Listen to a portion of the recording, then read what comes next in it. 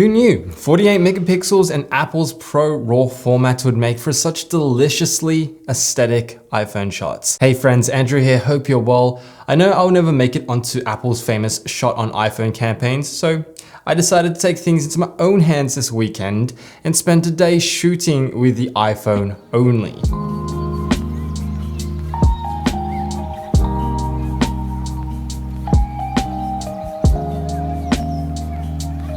You're not going to see any LUTs on these photos. They're straight from the iPhone, unedited, to give you a real look.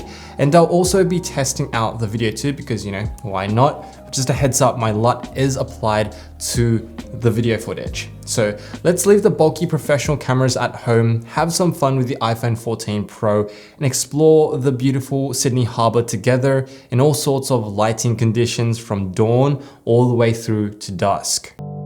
So it's just before 6 a.m. and no one's around on this very chilly morning. The sun's just about to rise, so let's get those snaps in.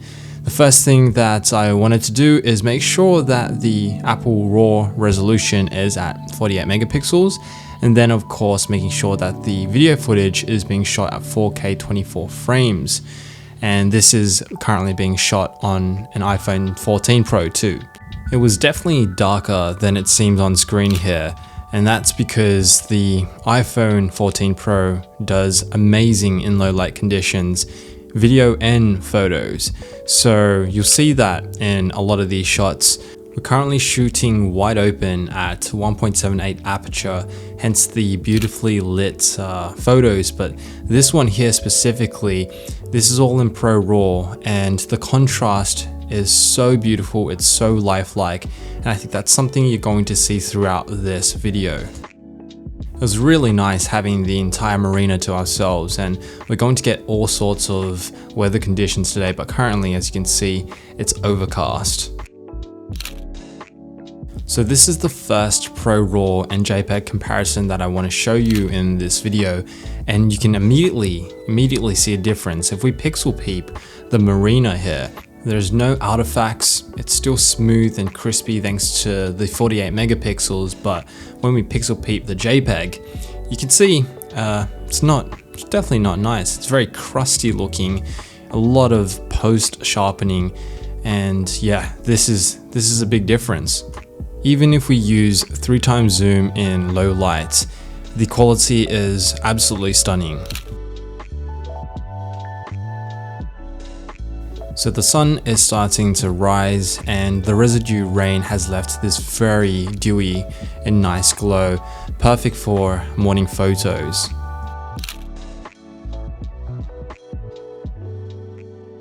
Shooting in 48 megapixels is a bit slow. It's not very slow, but it's definitely slower than your normal JPEGs.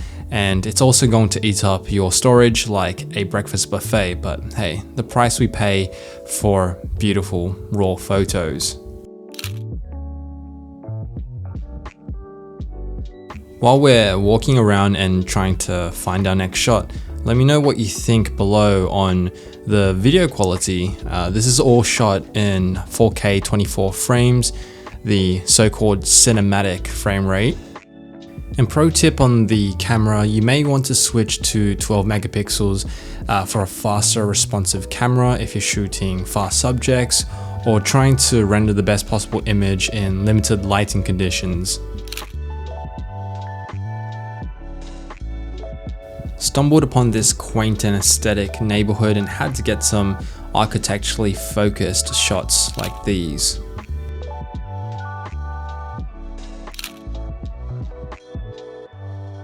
Even at 0.5 wide angle, effortlessly beautiful. Turned the corner past these rocks and we found, of course, the very beautiful Sydney Harbour Bridge. Doesn't get old, so let's do a little quick RAW and JPEG test here. So very beautiful contrast, and immediately again you can see the difference. If we pixel peep again, even at 100% zoom, it's still looking great. The JPEG though is another story. It's missing that soft milky look, replaced instead with, of course, iPhone's photo bloating. And here is a cheeky wrist check for all the watch enthusiasts out there. And you gotta check out the huge difference with action mode turned on. This is incredible.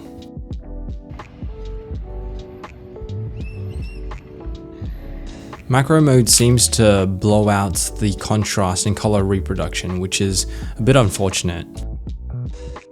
The sky is finally beginning to clear at 7:30 AM or so enjoy this gallery of hybrid sky and building shots.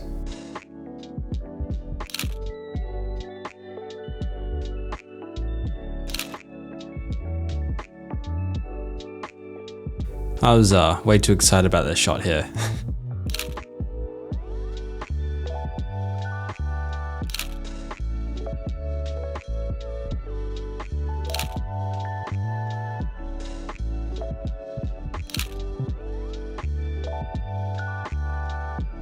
So far, so good. I'm really happy with the quality of shots the iPhone 14 Pro is serving up. It basically offers the 35mm equivalent of a 24-75 zoom lens, so I've got the focal length I need for most shots. It's really impressive.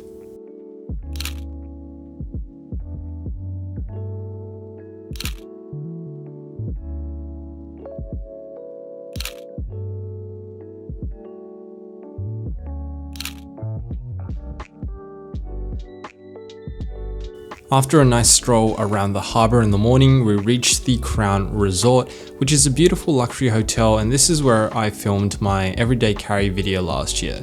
And there's some really interesting compositions to be found in here, especially this spiral staircase.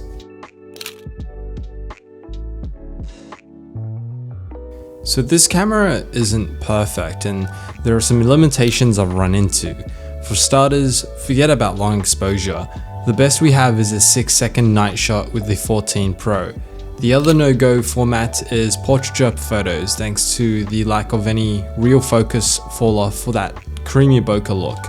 You'll still want a camera with optical depth of field control, but again, the small and discreet form factor is the real winner here with the iPhone 14 Pro. The best camera is the camera you have access to, as they say.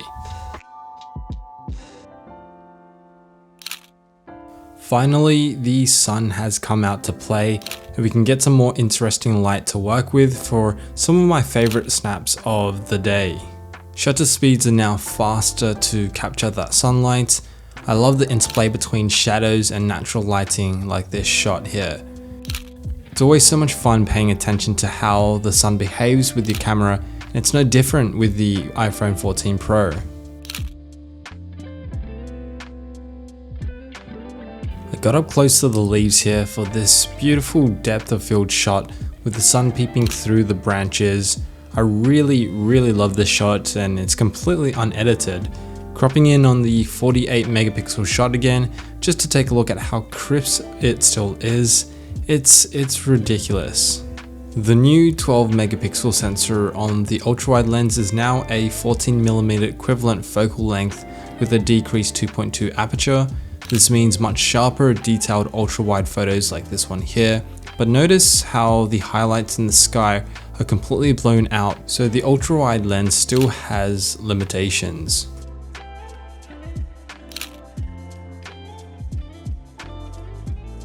So we're ending the day off with a nice dinner, which so happens to have so much character with its interior design. It makes for great photos even with dim artificial lighting.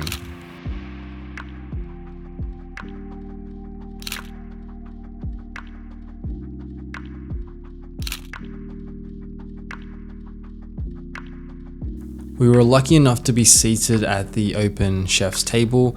This was a great chance to test out the 3x video zoom capability, and well, as you can see, it delivered, and so did the low light evening and macro food shots. And yes, the food was absolutely mouth-watering.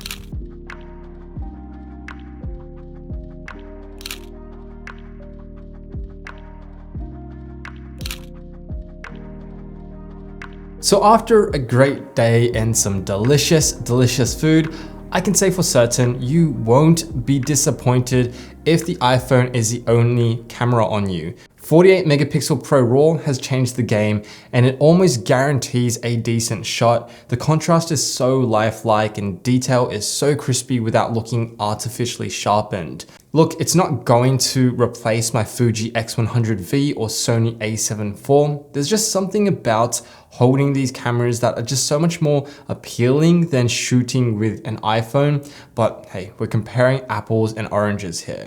I think this one here is probably my favorite photo from the day. I mean, come on, this looks like something from a Sony a7 IV with a 35mm lens and also a 5% bloom filter. It's absolutely gorgeous. Let me know in the comments what your favorite shot was from the day. If it's none of them, if you hate them all, that's cool. Let me know too.